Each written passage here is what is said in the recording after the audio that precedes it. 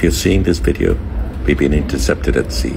বাংলাদেশি আলোকচিত্রী ও লেখক শহীদুল আলম এক ভিডিও বার্তায় দাবি করেছেন সাগরের জাহাজ আটকে তাকে অপহরণ করেছে ইসরায়েলি বাহিনী। আজ বুধবার বাংলাদেশ সময় 10:15টার পর নিজের ভেরিফাইড ফেসবুক অ্যাকাউন্টে ভিডিওটি পোস্ট করেন। এতে তিনি বলেন, আমি শহীদুল আলম, বাংলাদেশের একজন আলোকচিত্রী ও লেখক। আপনারা যদি এই ভিডিও দেখে থাকেন তবে বুঝতে হবে আমাদের সমুদ্রে আটকানো হয়েছে এবং আমাকে ইসরায়েলি দখলদার বাহিনী অপহরণ করেছে। I'm Shahidul Alam, a photographer and writer from Bangladesh. If you're seeing this video, we've been intercepted at sea and I've been kidnapped by the occupation forces of Israel. তিনি বলেন, ইসরায়েল যুক্তরাষ্ট্র ও অন্যান্য পশ্চিমা শক্তির সক্রিয় সহযোগিতা ও সহায়তায় গাজায় গণহত্যা চালাচ্ছে।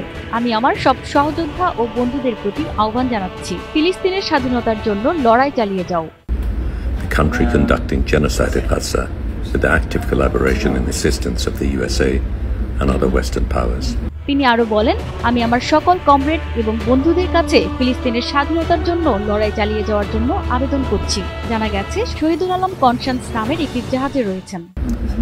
I appeal to all my comrades and friends to continue fighting for the freedom of Palestine. এদিকে গাজা ফ্রিডম ফ্লোটিলা জানিয়েছে ইসরায়েলি সেনাবাহিনী তাদের কনভয়ে আক্রমণ করেছে এবং গাজার দিকে যাত্রা করার সময় বেশ কয়েকটি জাহাজকে আটক করেছে।